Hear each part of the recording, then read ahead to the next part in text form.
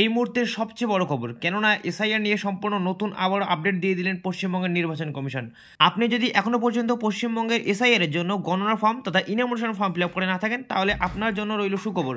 বিশেষ করে কিন্তু ইতিমধ্যে আপনারা জানেন এই ফর্ম ফিল আপ করতে গিয়ে কিন্তু নির্বাচকেরা বিভিন্ন সমস্যায় ভুগছেন, কেননা এই যে ফর্ম ফিল আপের তথ্য সঠিকভাবে কিন্তু বিভিন্ন বিএলও সাহেবরাও দিতে পারছে না। বিভিন্ন রকম বিএলও সাহেব কিন্তু বিভিন্ন রকম তথ্য দিচ্ছে, একজন বিএলও সাহেবের দেওয়া তথ্যের সাথে আরেকজন বিএলও সাহেবের দেওয়া তথ্যের কোনো রকম মিল পাওয়া যাচ্ছে না। এরই মধ্যে কিন্তু এই যে ফর্ম ফিল আপ নিয়ে সম্পূর্ণ নতুন আপডেট দিয়ে দিয়েছেন বা নতুন গাইডলাইন্স দিয়ে দিয়েছেন পশ্চিমবঙ্গের অতিরিক্ত মুখ্য নির্বাচনী আধিকারিক ইতিমধ্যে এই ব্যাপারে পরিষ্কার করে জানিয়ে দিয়েছেন যে বিবাহিত মহিলারা এখানে পিতা অথবা অভিভাবকের নামের ঘরে কার নাম বসাবেন, স্বামীর নাম নাকি পিতার নাম, আর যাদের নিজস্ব নাম 2002 সালের তালিকায় রয়েছে তারা কিভাবে ফর্মটিকে ফিল আপ করবেন। পাশাপাশি যে সকল নির্বাচকের নিজস্ব নাম 2002 সালের ভোটার লিস্টে নেই, তারা যখন ডান দিকের নিচের এই অংশটা ফিল আপ করতে যাবেন, এখানে কার নাম দিতে হবে, কোন কোন আত্মীয়র নাম আপনি ব্যবহার করতে পারবেন, পাশাপাশি সবচেয়ে বড় আপডেট সেটা হচ্ছে সম্পর্কর ঘরে অ্যাকচুয়ালি কোন সম্পর্ক লিখতে হবে। ইতিমধ্যে তা কিন্তু নির্বাচন কমিশন জানিয়ে দিয়েছেন। সম্পূর্ণ নির্ভুল পদ্ধতিতে আপনাদের যত রকমের ডাউটস আছে সেই সমস্ত ডাউট প্রত্যেকটি ধরে ধরে আমি আপনাদের ক্লিয়ার করে দিব। কোন ভাষায় ফিল আপ করলে সবচেয়ে ভালো হবে, পাশাপাশি অনেকের নামের বানান ভুল রয়েছে, অনেকের ভোট কার্ডে ডেট অফ বার্থ পুরো দেওয়া নেই, ইত্যাদি একগুচ্ছ লাইভ আপডেট আজকের ভিডিওতে পেয়ে যাবেন। আশা করছি এই সম্পূর্ণ ভিডিওটি দেখার পর আপনার কিন্তু এই যে এসআইআর এর ফর্ম ফিল আপ নিয়ে আর কোনো রকম ডাউট থাকবে না। তাই অবশ্যই আপনিও নির্বাচনের দেওয়া নির্ভুল পদ্ধতিতে এই ফর্মটিকে ফিল আপ করার জন্য অবশ্যই ভিডিওটি শেষ পর্যন্ত কন্টিনিউ করুন।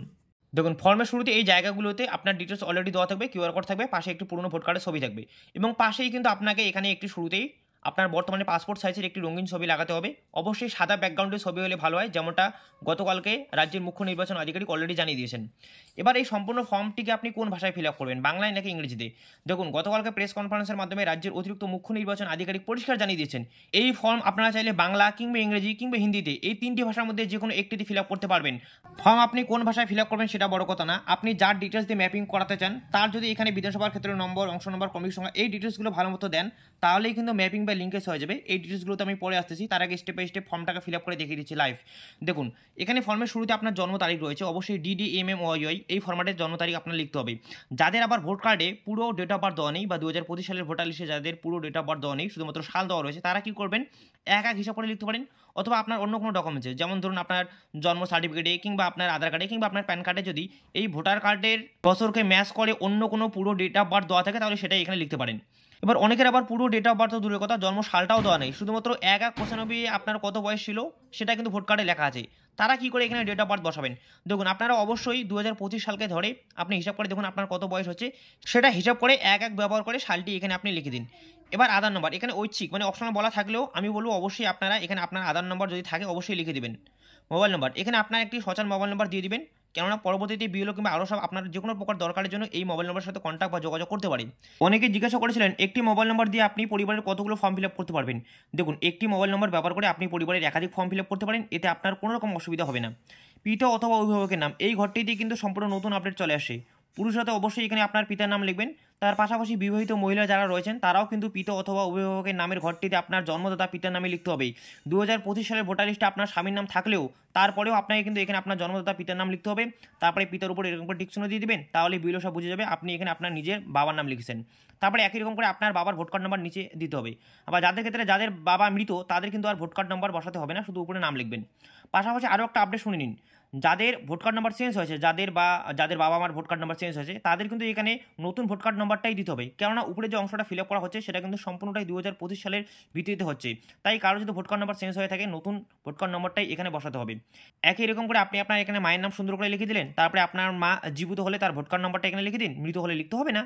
এবার নিচে দুটো ঘর দেখতে পাচ্ছেন, স্বামী অথবা স্ত্রীর নাম এবং তার ভোট কার্ড নাম্বার, এই দুটো ঘর শুধুমাত্র তারাই ফিল আপ করবেন যারা বিবাহিতরা রয়েছেন। দেখুন, বিবাহিত পুরুষদের ক্ষেত্রে এখানে আপনি আপনার স্ত্রীর নাম লিখবেন, তারপরে আপনার স্ত্রীর ভোট কার্ড নাম্বার লিখবেন। একই রকম করে বিবাহিত আপনি মহিলা হয়ে থাকলে আপনার এই উপরের ঘরটিতে আপনার স্বামীর নাম লিখুন, তারপরে তার নিচের করে আপনার স্বামীর ভোট কার্ড নাম্বার লিখুন। আপনার স্বামীর মৃত হয়ে থাকলে এখানে কিন্তু আপনাকে আপনার স্বামীর ভোট কার্ড নাম্বার দিতে হবে না। একই রকম করে স্ত্রীদের ক্ষেত্রেও প্রযোজ্য, আপনার স্ত্রী মৃত হয়ে থাকলে আপনার স্ত্রীর ভোট কার্ড নাম্বার এখানে ব্যবহার করার দরকার নেই। এবার চলে আসুন নিচের এই বাঁদিকের অংশটা, নিচের এই বাঁদিকের অংশটা তারাই ফিল আপ করবেন যাদের 2002 সালের ভোটার লিস্টে নিজস্ব নাম রয়েছে, তারা এই অংশটা ফিল আপ করবেন, তাদের জন্য আর ডান দিকের অংশটা ফিল আপ করতে হবে না, শুধু এটা ফিল আপ করলেই হয়ে যাবে। কেমন করে ফিল আপ করবেন ভালো করে বুঝে নিন। দেখুন, এখানে শুরুতে রয়েছে নির্বাচকের নাম, এখানে অবশ্যই আপনার নিজের নামই ব্যবহার করবেন, যেহেতু 2002 সালের ভোটার লিস্টে আপনার নিজের নাম রয়েছে তাই নির্বাচকের নামের ক্ষেত্রে আপনার নামই হবে। তবে 2002 সালের ভোটার লিস্টে অবশ্যই পাশে রাখুন, সেখানে দেখুন সেই লিস্টে আপনার নামের বানান যেরকম রয়েছে কোনো অক্ষর ভুল কিংবা কোনো টাইটেলের ভুল এরকম যদি থেকে থাকে তাহলে ভুলটাই লিখতে হবে। এপিক নম্বর সেই ভোটার লিস্টে দেখুন আপনার যে ভোট কার্ড নম্বরটা রয়েছে সেটা এখানে দিয়ে দিন। অনেকে শুধু নাম রয়েছে কিন্তু ভোট কার্ড নাম্বার নেই, তাহলে তাদের ক্ষেত্রে শুধু নাম লিখতে হবে উপরের ঘরে, নিচে ভোট কার্ড নাম্বার দিতে হবে না, এখানে বলাই রয়েছে যদি থাকে তাহলে দিন। একই রকম করে আত্মীয়র নাম দেখুন, সেই 2002 সালের লিস্টে দেখুন আপনার নামের পাশে সম্পর্কিত ব্যক্তির নাম বলে একটা ঘর রয়েছে, ওখানে যার নাম রয়েছে তার নামটা এখানে আত্মীয় নামের ঘরে ব্যবহার করুন। পুরুষদের ক্ষেত্রে অবশ্যই পিতার নাম থাকবে, বিবাহিত মহিলাদের ক্ষেত্রে স্বামীর নাম থাকবে। কিছু কিছু বিবাহিত মহিলাদেরও পিতার নাম থাকতে পারে, তবে বেশিরভাগ বিবাহিত মহিলাদের ক্ষেত্রে কিন্তু দেখবেন সেই লিস্টে আপনার স্বামীর নাম দেওয়া রয়েছে, তাহলে এখানে স্বামীর নাম ব্যবহার করুন। সম্পর্ক ঘরে আপনি স্বামীর নাম ব্যবহার করলে এখানে স্বামী লিখবেন, আর পিতার নাম ব্যবহার করলে এখানে পিতা অথবা বাবা লিখে দেবেন। এই যে এইভাবে 2002 সালের ভোটার লিস্টটা বের করে দেখুন, এখানে সম্পর্ক এবং সম্পর্কিত ব্যক্তির নাম রয়েছে। যেমন আপনার নামের পাশে যে সম্পর্ক থাকবে এবং যে সম্পর্কিত ব্যক্তির নাম থাকবে সেটাই এই জায়গায় বসাতে হবে। তারপরে 2002 সালের এসআইআর এর সময় আপনার জেলা কী ছিল, আপনার রাজ্যের নাম কী ছিল সেগুলো লিখে দিন। একই রকম করে নিচে রয়েছে বিধানসভার ক্ষেত্রের নাম, এখানে আছে বিধানসভার ক্ষেত্রে নম্বর, অংশ নম্বর, ক্রমিক সংখ্যা। এই তিনটে ডিটেলস কিন্তু সবচেয়ে বেশি ইম্পর্টেন্ট, কারণ এগুলো ডিটেলস দেখেই কিন্তু আপনাদের ম্যাপিং করা হবে। তাই এগুলো সুন্দর করে 2002 সালের ভোটার লিস্টে যেরকম দেওয়া আছে সেরকম হুবহু লিখে দিন। এই যে আপনার নামে 2002 সালের ভোটার লিস্টে বের করুন, সেখানে দেখবেন শুরুতে উপরে এখানে বিধানসভার নম্বর রয়েছে, তার পাশে বিধানসভার ক্ষেত্রে নাম রয়েছে এবং ডান দিকে বিধানসভার অংশ নম্বর রয়েছে, কিন্তু এক্ষেত্রে দেখতে পাচ্ছেন 50 লেখা রয়েছে এবং ক্রমিক নং দেখতে পাচ্ছেন আপনার নাম যে জায়গায় থাকবে, ধরুন আপনার নাম কাসেম মিয়া, তাহলে বুঝতে হবে আপনার ক্রমিক নং হচ্ছে 49। ব্যাস আপনার কাজ কমপ্লিট। এবার আপনি নিচে চলে আসুন, এখানে আপনার সই সুন্দর করে দিন। যারা সই পারেন না অবশ্যই বা হাতের বুড়ো আঙুলের টিপ সই দিয়ে দিবেন, তাহলেই হবে। তারপরে নিচে চলে আসুন, এখানে একটি বিলো সই করবে, আপনাকে দুটি ফর্ম দেওয়া হবে, একটি বিলো সাহেব জমা করবে আর একটি আপনাকে দিয়ে দেওয়া হবে। অবশ্যই আপনি যে ফর্মটা নিলেন সেটাতে যেন বিলো সাহেবের সই থাকে সেটা একটু চেক করে নেবেন। এবার যাদের নাম 2002 সালের লিস্টে নেই তারা কিন্তু আবার বাঁ দিকেরটা ফিল আপ করবেন না, যাদের নিজস্ব নাম নেই তাদের জন্য ডান দিকেরটা কী করে ফিল আপ করবেন সেটা একটু আপনাদের দেখিয়ে দিচ্ছি। এবারে এই ডান দিকের অংশটা ফিল আপ করার আগে আপনাদের জানিয়ে দিই, যাদের নিজস্ব নাম 2002 সালের তালিকায় নেই তারা কার কার সম্পর্ক দিয়ে বা কার কার ডিটেলস দিয়ে এই অংশটা ফিল আপ করতে পারবেন। দেখুন এই বিষয়ে গতকালকে রাজ্যের মুখ্য নির্বাচন আধিকারিক প্রেস কনফারেন্সের মাধ্যমে পরিষ্কার জানিয়ে দেন যে একজন ব্যক্তির যদি 2002 সালের লিস্টে নিজস্ব নাম না থাকে তাহলে ওই ব্যক্তি নিজের মা বাবার ডিটেলস দিয়ে ফিল আপ করতে পারবে। কোনো কারণে যদি মা বাবার ডিটেলসও সেই 2002 সালের তালিকায় না থাকে তাহলে কিন্তু ঠাকুরদা ঠাকুমার ডিটেলস দিয়ে ফিল আপ করতে পারবে। পাশাপাশি তিনি এটাও জানান যদি কোনো ব্যক্তির ঠাকুরদা ঠাকুমারও নাম লিস্টে না থাকে তাহলে ওই ব্যক্তি মায়ের বাবা মা অর্থাৎ দাদু দিদা মানে আপনি এক কথায় মা বাবার ডিটেলস দিয়ে ফিল আপ করতে পারছেন, তার পাশাপাশি বাবার মা বাবা এনার ডিটেলস দিয়ে পারছেন, তার পাশাপাশি মায়ের বাবা মা এনাদেরও ডিটেলস দিয়ে এই অংশটা ফিল আপ করতে পারবেন। আশা করি বোঝাতে পেরেছি। এবার ধরে নিলাম আপনার বাবার নাম 2002 সালের লিস্টে রয়েছে, তাহলে এখানে আপনার বাবার নাম লিখতে হবে।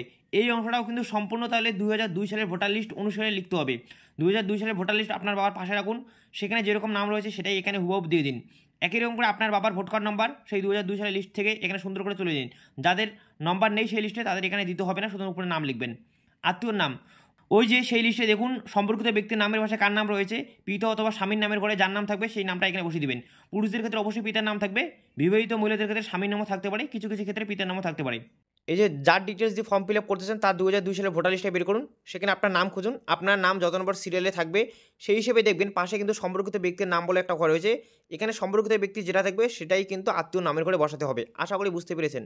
এরপর সম্পর্ক, এই গোটা এসআইআর ফর্ম ফিল আপ করতে গিয়ে সবচেয়ে যেটা কনফিউশন পয়েন্ট সেটা হচ্ছে এই সম্পর্ক। এই সম্পর্কের ঘরে অ্যাকচুয়ালি কার সম্পর্ক লিখতে হবে। দেখুন নতুন যে আপডেট চলে আসে সেখানে কিন্তু বলা হয়েছে আপনি উপরে যার নাম বসিয়েছেন তার সাথে আপনার কি সম্পর্ক সেটা এখানে লিখতে হবে। যেমন ইনি লিখেছেন এনার বাবার নাম উপরে দিয়েছে তাই কিন্তু ইনি বাবা লিখেছেন। এবার কথা হচ্ছে ধরুন আপনি মায়ের ডিটেলস দিয়ে এটা ফিল আপ করতেছেন, তাহলে এখানে আপনি আপনার মায়ের নাম লিখবেন এবং সম্পর্ক করে মা লিখবেন। কোনো কারণে কোনো ব্যক্তি যদি ঠাকুরদার ডিটেলস দিয়ে ফিল আপ করে এই অংশটা, তাহলে এখানে আপনার ঠাকুরদার নাম লিখবেন এবং সম্পর্ক করে আপনি ঠাকুরদা লিখে দিবেন। আশা করি বোঝাতে পেরেছি।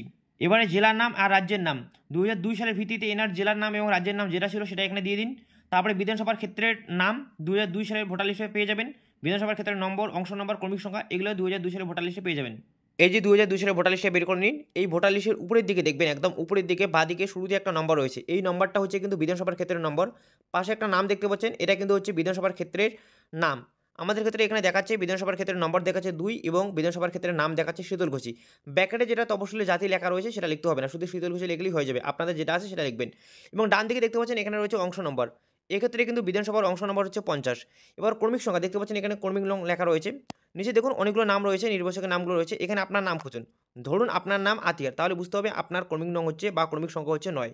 এবং আপনাদের জানিয়ে দিই এই তথ্যগুলি কিন্তু আপনারা ভালো মতো দিবেন, কেননা বিরো সাহেবরা যখন ম্যাপিং বা লিঙ্কেজ করবে তখন কিন্তু আপনার কোনো রকম নাম টাইপ করবে না, আপনার শুধুমাত্র এই যে আপনার বিধানসভার ক্ষেত্রে নম্বর বসিয়েছেন, অংশ নম্বর বসিয়েছেন এবং ক্রমিক সংখ্যা বসিয়েছেন, এই ডিটেলসগুলো দেখে কিন্তু আপনার নাম সার্চ করে নেবে। আশা করি বুঝতে পেরেছেন। আর এই নির্ভুল পদ্ধতিতে যারা ফর্ম ফিল আপ করে জমা করবেন তাদের আশা করা যাচ্ছে কোনোভাবেই নাম বাতিল যাবে না। আপনার ফর্মে দেওয়া সমস্ত তথ্য ঠিক থাকলে অবশ্যই 9 ডিসেম্বর নির্বাচন কমিশন যে খসড়া ভোটার তালিকা তৈরি করবে সেই লিস্টে আপনার নাম চলে আসবে।